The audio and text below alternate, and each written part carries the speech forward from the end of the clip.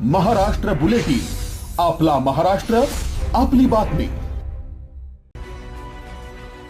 येवला शहरात एका हत्येने खळबळ उडाली, पण गुन्हेगाराने कायद्याच्या हातावर तुरी देण्यापूर्वीच पोलिसांनी हिसका दाखवला आहे। शनी पटांगण परिसरातील त्या निर्घृण हत्याकांडाचा उलगडा करण्यात येवला पोलिसांना अवघ्या 24 तासांत यश आले असून मुख्य आरोपीला कोठडीच्या गजाआड करण्यात आले। 14 एप्रिलच्या रात्री 11च्या सुमारास शनी पटांगण परिसर रक्ताने माखला होता। एका तरुणाची डोक्यात दगड घालून अत्यंत क्रूरपणे हत्या करण्यात आली होती। घटनेची माहिती मिळताच पोलिसांनी घटनास्थळी धाव घेतली, मात्र आरोपी अंधाराचा फायदा घेऊन पसार झाला होता।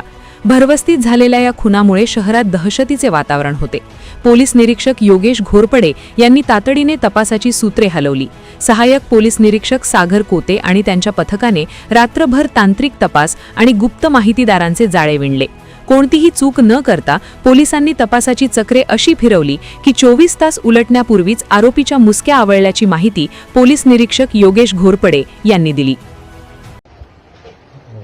दिनांक 14 एप्रिल 2026 रोजी रात्री मिरवणुका सुरू असताना आम्हाला एका इस्मानं मिरवणुकीमध्ये येऊन सांगितलं की शनी पटांगण येथे 2 इस्मांच्या वादातून एका इस्मानं दुसऱ्या इस्माच्या डोक्यात दगड टाकलेला आहे। तर जो जखमी इसम होता त्याला तात्काळ उपजिल्हा रुग्णालय येथे येवला येथे पाठवण्यात आलं। तिथे उपचार करून पुढील उपचारासाठी त्याला नाशिक सिव्हिल हॉस्पिटल येथे पाठवण्यात आलं। दरम्यानच्या काळात जखमी इसम कोण आहे त्याचं नाव निष्पन्न करणं हे आव्हान होतं। ते आम्ही रात्रीतून पहाटेपर्यंत त्याचं नाव निष्पन्न केलं। जो इसम उपचारादरम्यान नाशिक येथे मयत झाला। त्यानंतर पोलीस पथकानं इंक्वेश पंचनामा केला, PM करण्यात आलं। तेथील त्याचा जो भाऊ होता, भावाचा जाब नोंद करून FIR दाखल करण्यात आली। आरोपीचं नाव निष्पन्न झालं होतं रात्रीतून, मग ते इस्माला ताब्यात घेण्यात आलं आणि चौकशी करून त्याचा गुन्ह्यात सहभाग निष्पन्न झाल्याने त्यास अटक करण्यात आली। तर जो इसम आहे आरोपी त्याचं नाव गौरव राजू घुसर, वय 29 वर्ष, राहणार सुंदरनगर येवला, यास आम्ही या गुन्ह्यामध्ये अटक केलेला आहे। त्याच्यावर पूर्वी एक चोरीचा गुन्हा या पोलीस स्टेशन येथे नोंद आहे। तर आज न्यायालयात त्याला घेऊन गेलो होतो, तर न्यायालयाने त्याला 20 तारखेपर्यंत पोलीस कस्टडी दिलेली आहे। पुढील तपास मी करत।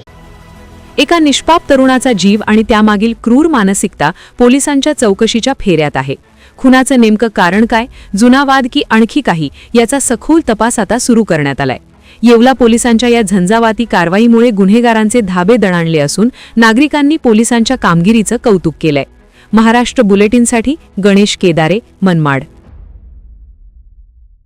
महाराष्ट्र बुलेटिन, आपला महाराष्ट्र, आपली बातमी।